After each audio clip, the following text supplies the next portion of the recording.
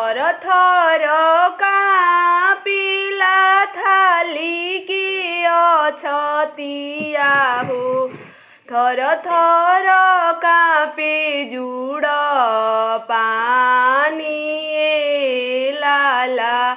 थर थर कापिली बेटी हो कवन बेटी।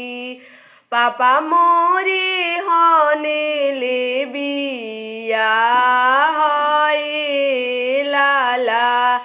थर थर जनी काप बेटी हो कवन बेटी। हम करबो धर्म बिया है लाला। हम करबो धर्म बिया है लाला।